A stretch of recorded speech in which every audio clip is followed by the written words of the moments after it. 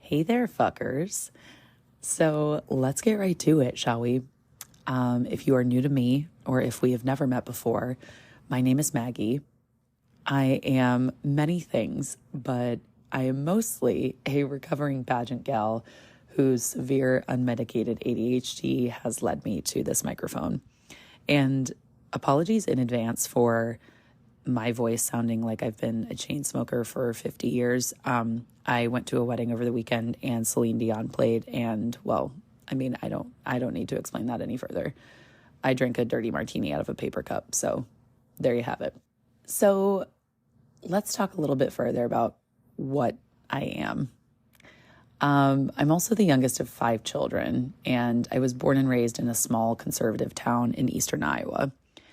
The purpose of this show is multifaceted, and contrary to popular belief, I didn't want to just be some millennial creating a show to talk about my own bullshit, but make no mistake, I will be talking about my bullshit. So after years in pageantry and growing up Catholic, and just generally being a good girl for most of my life, I got into the habit of doing most things to try to keep the peace.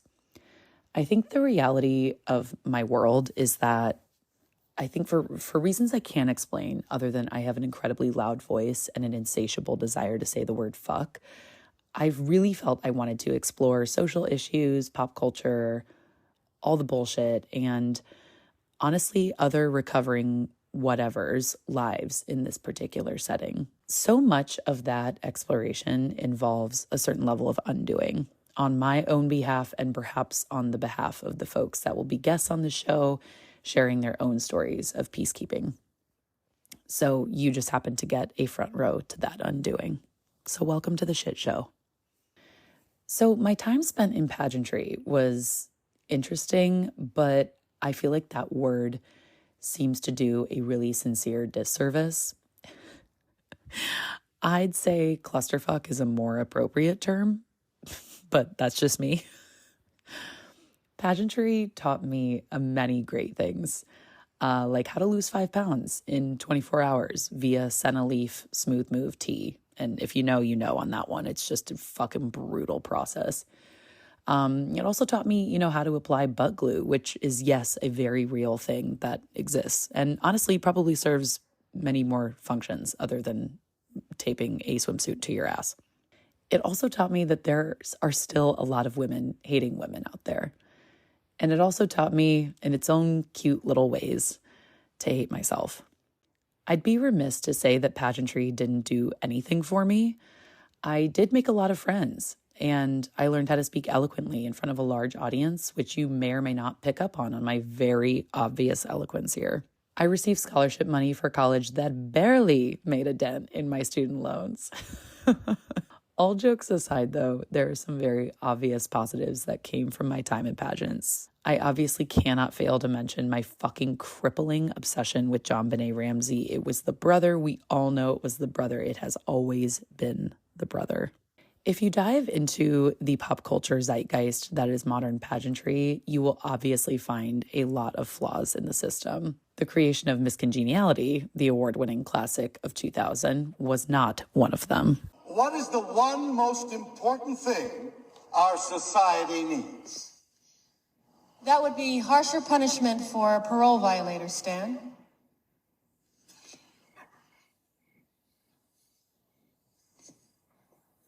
And world peace. I really also want to reiterate that I don't plan to speak solely about pageants here. So if you were concerned about that in any capacity, just know that that is not the entire purpose of this show. But it's helpful to have some context of who I am, where I've been, and the fucking gnarly spray tans that I've seen along the way to get a sense of what you are getting into. So I'm mentally ill. I have dealt with anxiety, depression, panic attacks, and PTSD in some capacity since I was 7. And I didn't say that wrong. Yes, that 7 years old. Correct. I had my first panic attack in church, and that should have been the biggest indicator for me that I would almost burst into flames when I set foot in a Catholic church 20 years later. But alas, instead, I decided to join a really prestigious youth ministry committee when I was 15, and that is a different story for a different day. These instances dealing with mental illness have afforded me a lot of opportunities. I would say mostly to try every fucking supplement, workout regimen, and diet that's on the market with the hopes that my mental illness would just whittle away in the wind. I have also tried every SSRI that's on the market. All of them. And they are all deserving of love and acceptance, but if you're on Wellbutrin, you are on crack. Lexapro, you have the boring anxiety, not the spicy kind, and if you're on Zoloft, you have heaps of childhood trauma. But one way I deal with these mental battles is, like a lot of people, through humor. And it's usually the dark kind, because that's the most fun kind. And if you are not into that, I totally understand. And also, what is it like to be a huge fucking turd? Humor has been kind of the cornerstone of my life and the lives of every single person I love the most. Since I'm the youngest of 5 kids and my siblings are the funniest fucking people I know and have also been to hell and back, they utilize humor in a way that's very similar to me. My parents are equally as funny and have been to hell 45,000 times simply by being my parents. So humor is our thing and it's what we do. And if you don't think we're funny, you can get the fuck out. So I want to double down on this whole concept of undoing for a minute.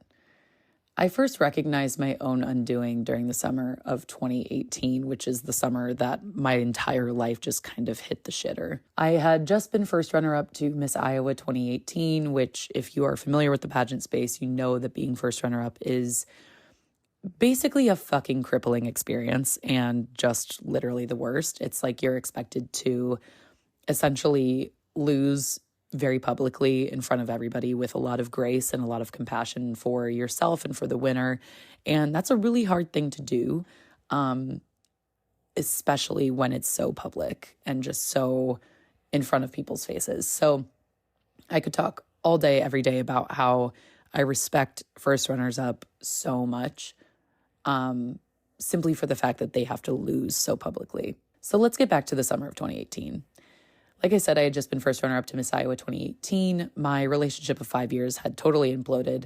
I quit every single job I had in the wellness industry. I was like a personal trainer. I taught fitness classes, all of that.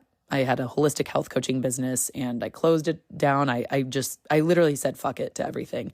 And instead, I became a barista. And then, like any good millennial in crisis, I contemplated law school, said fuck that, and booked a one-way ticket to New York City. So my own undoing has been consistent since then. And, you know, like most women who are in the midst of their own untanglings, it's been incredibly messy. But I've also learned a lot about myself and a lot about how I came to be the way that I am in this patriarchal hellscape. My hope is that we'll hear from several other women who are in the middle of their own messy becomings on this show. Now, let's get into world peace or world war, a segment of the show for me to do even more bitching. This week, I'm diving into what is literally on everybody in the entire nation's mind, which is Travis Kelce and Taylor Swift. Now, listen, I don't give a singular fuck why Taylor Swift is hanging around with a guy who resembles Kronk from Emperor's New Groove. Pull the lever, Kronk. But frankly, I'm here for it. It's giving world peace for me. And when they break up, the world war will begin, and I'm equally as excited for that shit.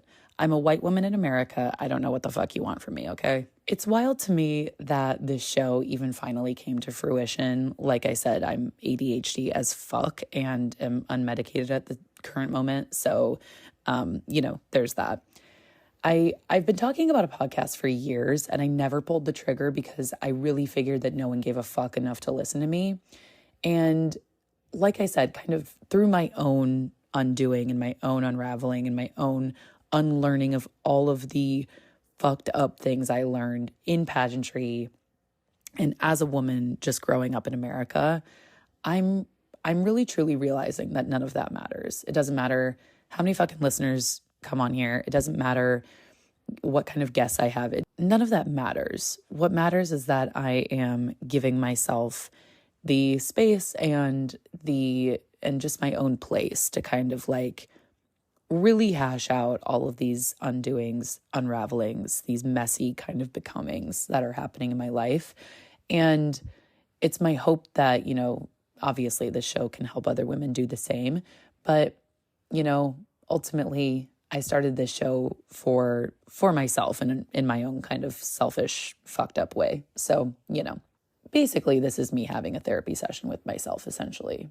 So to be frank, though, I really needed a creative outlet. And since I'll never be able to sew, and since I would need an elephant-sized Adderall prescription to even try and sew, a microphone seemed like a really approachable option.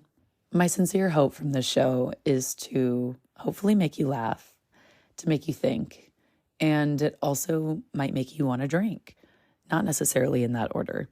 I'll bring fellow dumb bitch guests on to discuss what the kids are calling the tea. We'll chat a lot about mental health, as we just clarified, that, because I am deeply mentally ill.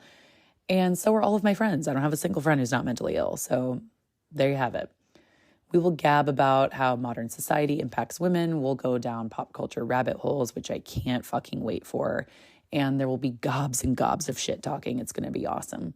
I'm keeping this first episode pretty short and sweet so that you can take a Klonopin and prepare for next week's episode. So lots of love and world peace to you, sweet listener. Thanks so much for joining me.